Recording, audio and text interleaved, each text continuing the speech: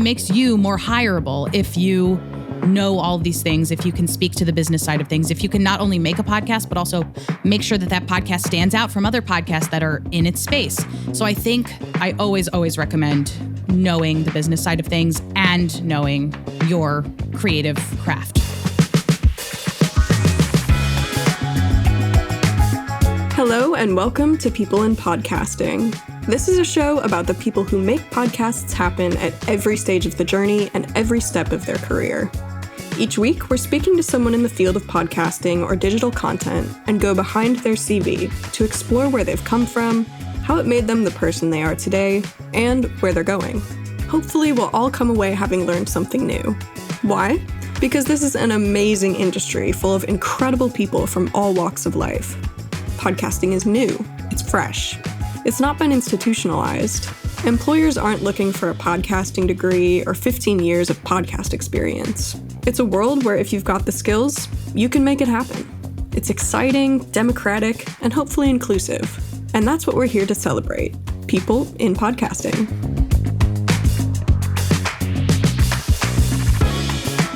As always, let's introduce our panel for this week's episode.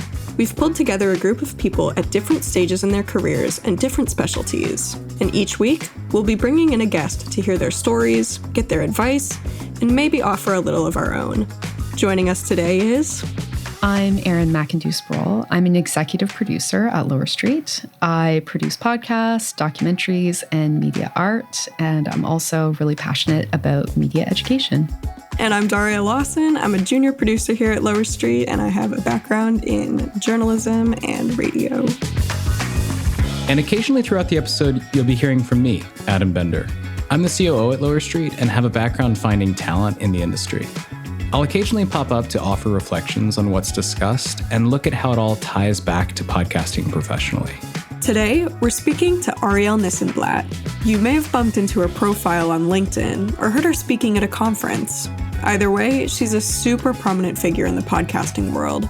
In her latest role, she worked as community manager at Descript. She's also the founder of the Earbuds Podcast Collective, a newsletter and community that curates podcast recommendations to help listeners discover new and interesting shows. Moving from the production side all the way to the business side, she knows the industry inside out. And today, she's going to tell us what she's learned along the way. Let's get into the conversation. So Arielle, I know that you've been in podcasting for quite a while now, and you also studied audio at school. So did you always think that this was kind of the clear path that you were going to end up in podcasting? No, not at all. I had no idea what I wanted to do when I grew up. I was one of those kids who was like, oh, do I really have to choose what I want to do? Because I genuinely didn't know what I wanted to do. I was a victim of girls are bad at math. So I grew up thinking I was bad at math. And maybe I am. But because I thought this about myself, I was like, being a doctor's out because I don't want to take chemistry in college. Being a finance person is out. Being a lawyer is probably out because I also didn't like reading. But I thought all of those traditional, quote unquote, paths were out for me. And I was like, what the hell else can I do? So then in college, I was like, you know what? I will figure it out. I will take a few jobs here and there. I will test a few things out. You don't actually need to decide what you want to do. I have the degree. People just want to see that. Great. So right out of college, my first job, I worked at a Jewish nonprofit in Jackson, Mississippi, doing education for synagogues throughout the South. And it was really an interesting job and made a lot of great friends and got a lot of great experience living in a city that I would have never lived in otherwise. And I also traveled a lot. So I listened to podcasts a lot, which is really where it got started. But I had zero idea that I wanted to work in podcasting. I didn't even really know that podcasting existed. My family was not like public radio listeners. We didn't grow up like listening to the radio, listening to stories. I have a friend named Abby who edits my newsletter, Earbuds Podcast Collective. She's my friend that I met in Jackson, Mississippi. She grew up as a public radio listener. And when Serial came out, which was 2014, which was right when we started our job in Jackson, she and a bunch of other people in the office were like, oh, what's the latest with Serial? They would come in and discuss it. Then I started listening and I was like, this is the best thing I've ever heard. How can you not get hooked to it? And from then on, I was like on a tear to find other podcasts that would hook me as much as Serial did. I wonder how many of these interviews that we do, people will say that Serial was their like, oh my God, you're going to hear it so many times. Entry point. Because it's, you know, with podcast listeners, you hear it so much that like, oh yeah, Serial was the podcast that got me into podcasting for so many people. But especially for you now, like such a leader in this industry, it's pretty amazing to hear that that was also your entry point. Well, I mean, I did start as a listener only. In 2014, when I was listening, I didn't even know like how to work in the podcast industry. I was working for a Jewish nonprofit. After that job finished, I moved to Los Angeles. I was not fulfilled. I was not having the best time of my life, but it was jobs. I did a lot of work for like, I was somebody in Hollywood's personal assistant. I applied for one of those jobs too at a point. I quit after 5 days. Yeah. So I did a lot of funny jobs. And then in 2018, I started my first official full-time job in podcasting, which was that I managed a podcast studio in a co-working space in Los Angeles. I pitched the idea of a podcast liaison to a bunch of different co-working spaces throughout Los Angeles. I was like, I listen to a lot of podcasts. I think that a lot of podcasts would benefit a lot of businesses to listen to.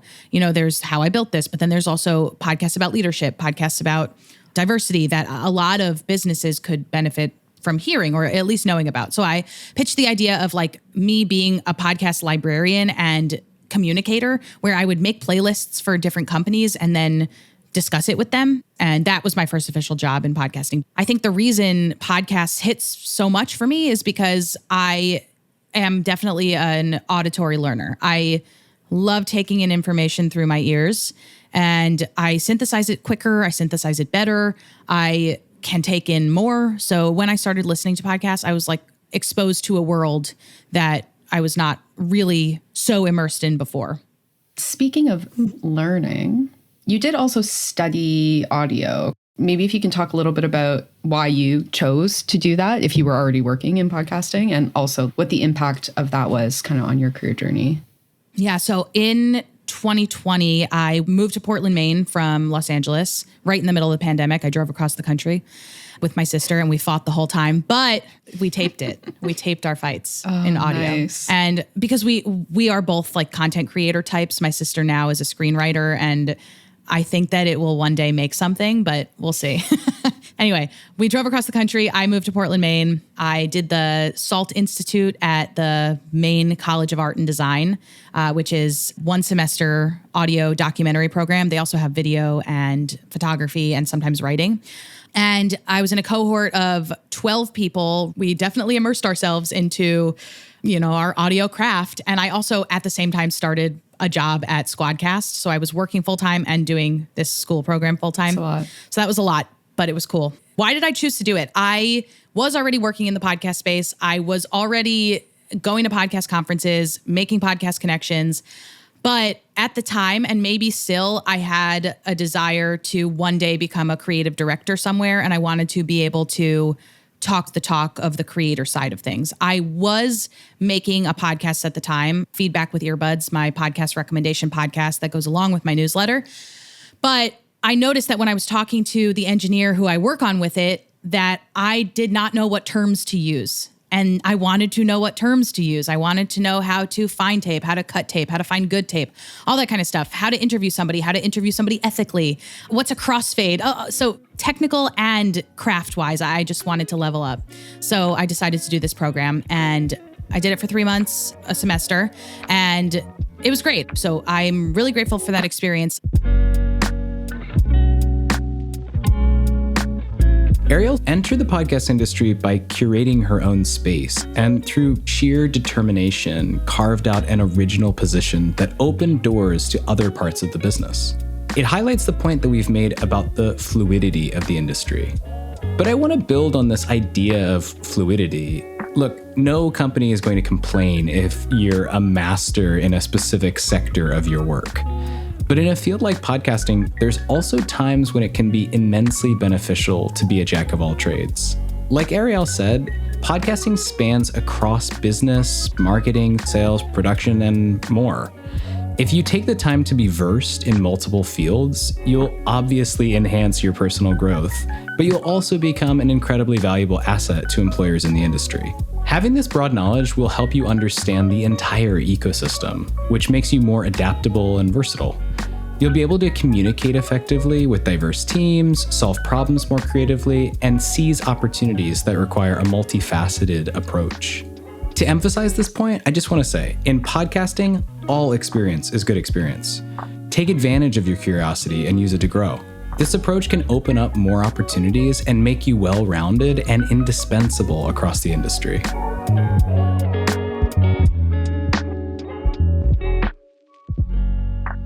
Yeah, I mean, I guess that kind of brings us to where you're at with Descript right now.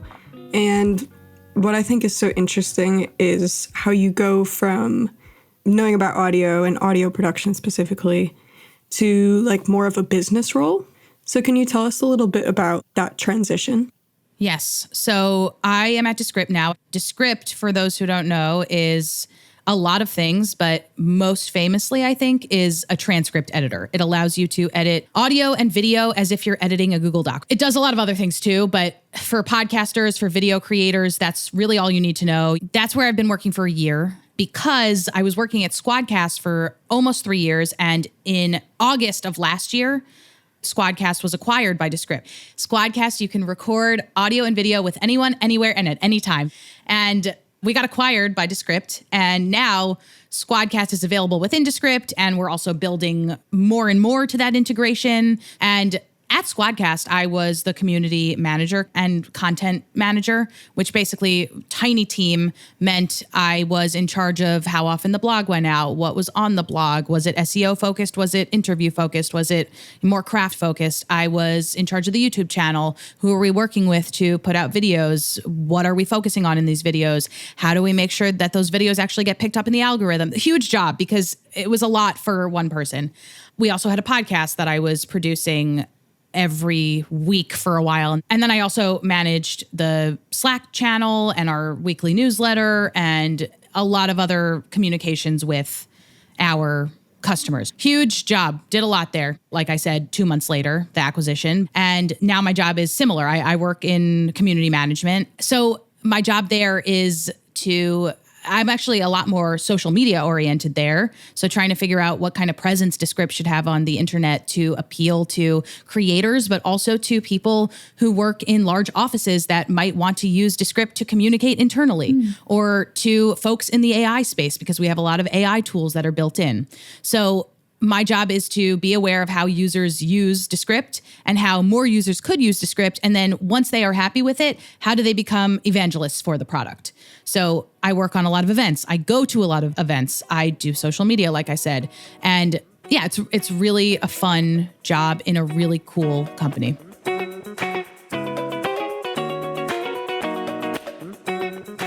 In new and budding industries like podcasting, sometimes you have to roll with the punches. Learning to be comfortable with change and adaptability is huge because, as Arielle shared, you don't always know what's happening next. Companies are being acquired, technology and trends are constantly emerging, and new roles are being created. Basically, things are changing all the time, but being able to embrace these diverse roles and responsibilities has led Arielle to significant learning and professional growth. It connects to the last point we made about being versed in various industry sectors. Let's get back to Arielle to hear how she made this transition into her current role. It sounds like with kind of some of your early career, you were quite focused on like creation. Yes. And now you're kind of more focused on business development, like that kind of more macro view. Yeah. So when I managed a podcast studio, very creative, constantly had to be thinking about, I maintain this. Marketing is creativity. 100%. When you are marketing, you have to be thinking outside the box. You have to be thinking about ways to reach people that haven't been done before, or you're doing it in a unique lens. And so I will argue that my job, which is technically community marketing manager, is inherently creative. For sure. I also worked at Castbox for about a year, and there I was thinking about marketing that podcast listening app and thinking about which podcasts we should be reaching out to either have them featured on the platform or to do interviews with or to write blog posts about. So I did that for a year. So again, like creative, yes, but also marketing focused. So I think that's really the sweet spot for me is how does creativity and marketing come together? Yeah, I think creativity in our industry is so often just thought about in terms of production. Like production is creative, like actually like making the podcast. Yeah. But it's exactly as you say, like business strategy, you need to have a huge amount of creativity to be successful at that, because it's like you need to be able to think differently than everyone else is thinking to be competitive. Right. But it's a different kind of application of creativity. Yeah. And also, may I add something? I will also say that when I am talking to recent college grads or people that are trying to get jobs in the podcast space, I do recommend learning the business side of podcasting. For sure. Because even if you want to be in the future a script writer or a host or a producer or a reporter, I still think it's important for you to receive all the podcast recommendation newsletters, receive all the podcast industry newsletters, immerse yourself in it, go to podcast conferences, chat with people who are on the business side, because it makes you more marketable. It makes you more hireable if you know all of these things, if you can speak to the business side of things, if you can not only make a podcast, but also make sure that that podcast stands out from other podcasts that are in its space. And then that you can market that podcast to a new audience or an audience that exists already in the podcast listening world, but needs to be pointed to you. So I think I always recommend knowing the business side of things and knowing your creative craft, what you choose to focus on. Totally agree. On that same note, I'm curious, like, what were some of the challenges that you bumped into when you were first getting started in media in general or podcasting? I had no experience when I was trying to get into the podcast world, so I could not get hired. I was not a producer. I was not a reporter. I was not a journalist. I studied geography, for God's sakes. And when I was trying to get into the podcast space, I was actually taking a geographic information systems class online. Anyway, I didn't have any experience, so I had to build my own way of getting into the podcast space. So I started this podcast recommendation newsletter, which is called Earbuds Podcast Collective, as a way of giving myself a job.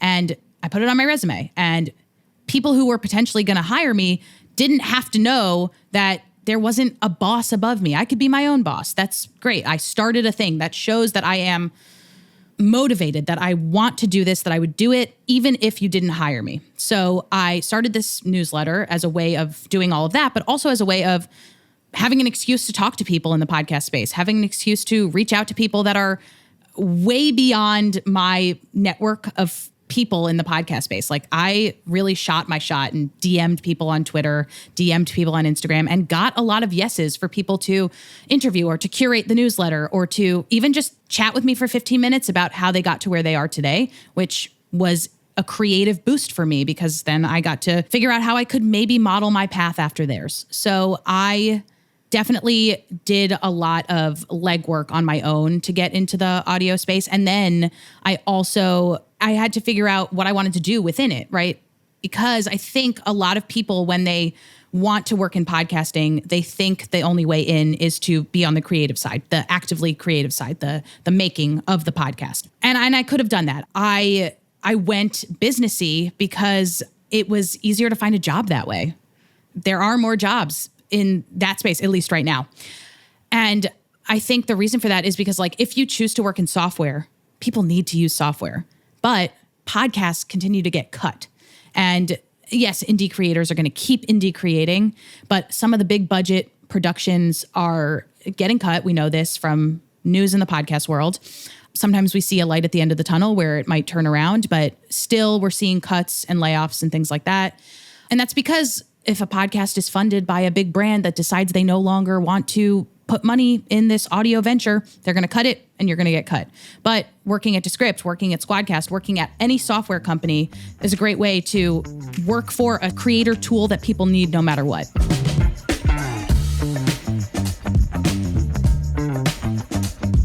I want to stop here to reflect on what Arielle said about software companies like Descript. She made a subtle but really important point. On the surface, we mostly think of podcasting as a creative field, and obviously it is. As Arielle mentioned, even roles like marketing can demand a creative mindset in this industry.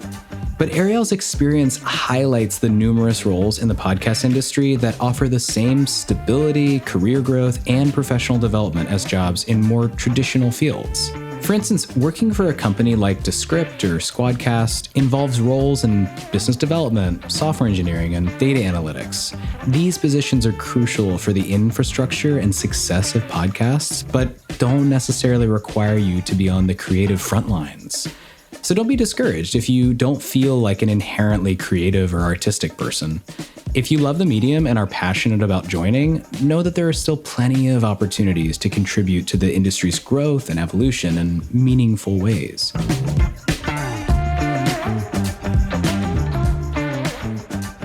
Given especially what you just said about kind of the state of the podcasting industry, which I think we're all aware of. There's been some layoffs in the past year and that kind of stuff. But in terms of like thinking of someone who's on the job search, applying to new positions, what kind of recommendations would you have for them in terms of like how to approach a job search right now?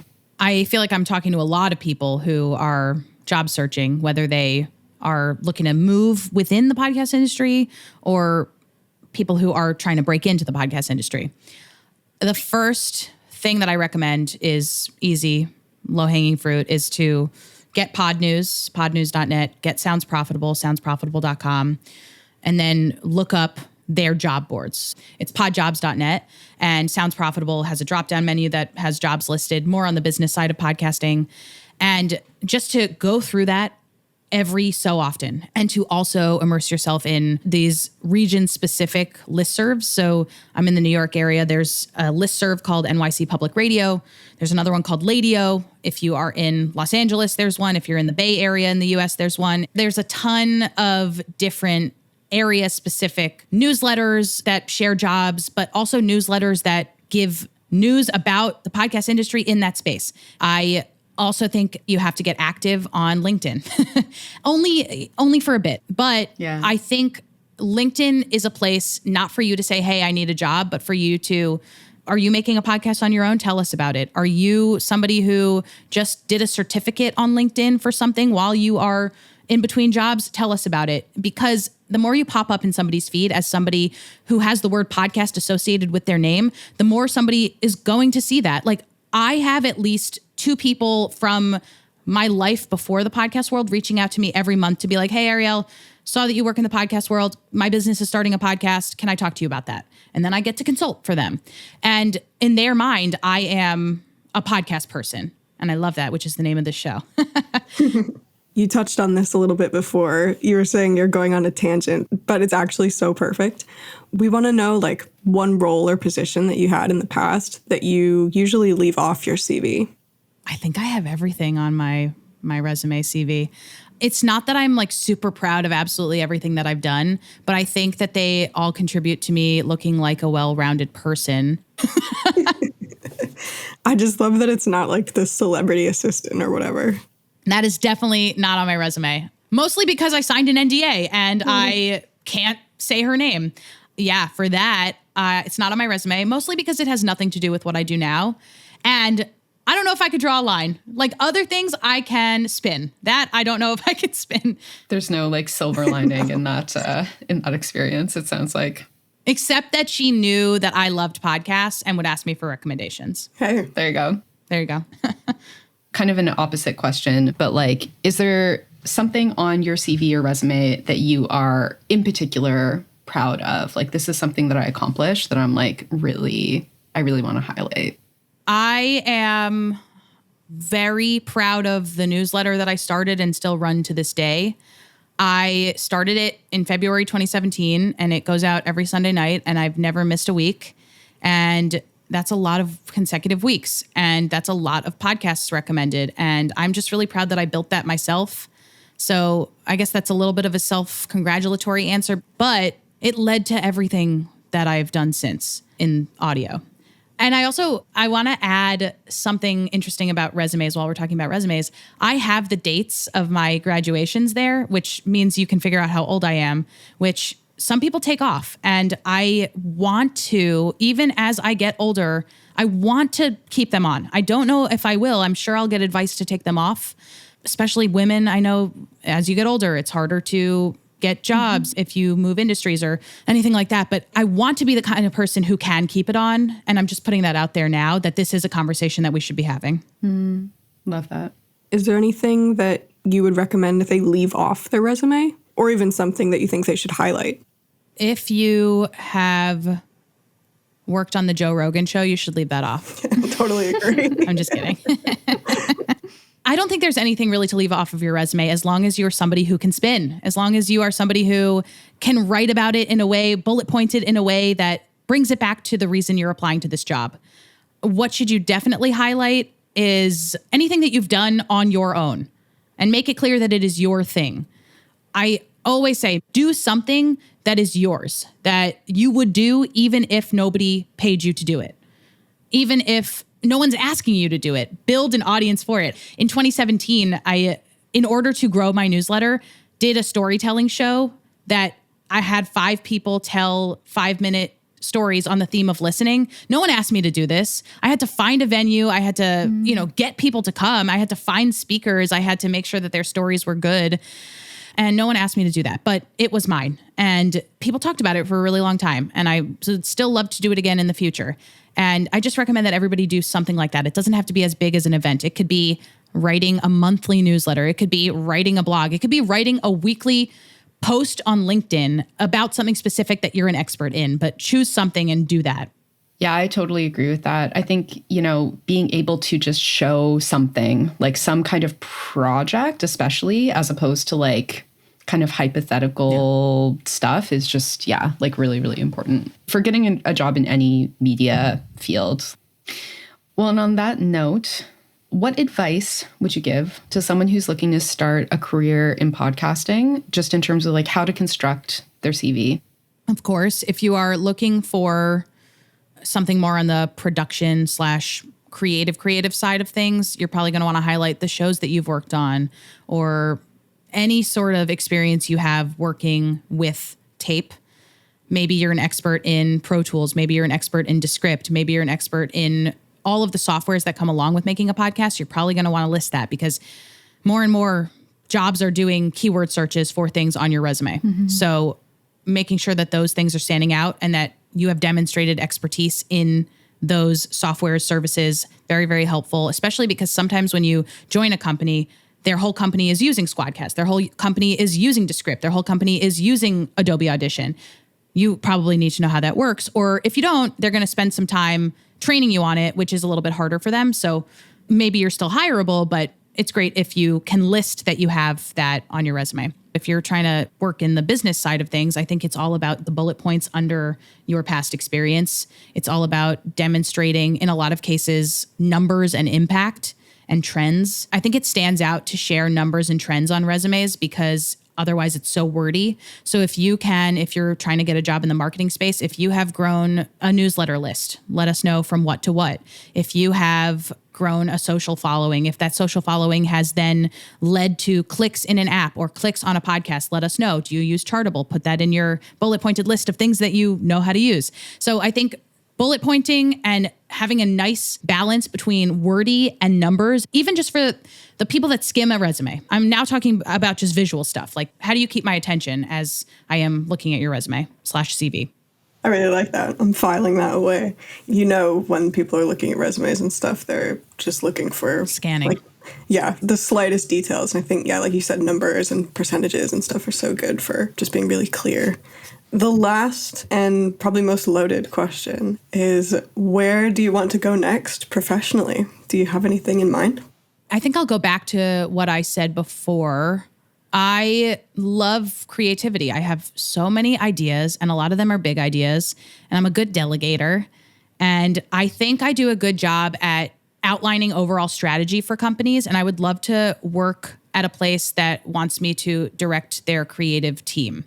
I Would love to do big brainstorming meetings about what kind of content we should be putting out, what should be within that content, what are the goals of that content? Should some of the stuff that we put out just be for fun, and should some of it be pointed and really trying to get people to take action?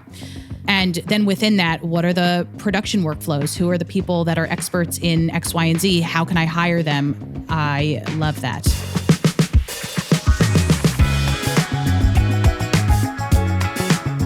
Thanks for tuning into this episode. And if you'd like to join us on People in Podcasting, just email sam@lowerstreet.co. That's just co. Let us know if you want to be a part of the show, or if you want to stay updated on the industry without stepping up to the mic. Subscribe on your favorite app so you don't miss out. People in Podcasting is a Lower Street production. We're creating this to serve the industry and celebrate the people who make it what it is. We specialize in making podcasts for brands, and if you want to learn more about us or our services, get in touch. We'll see you next time.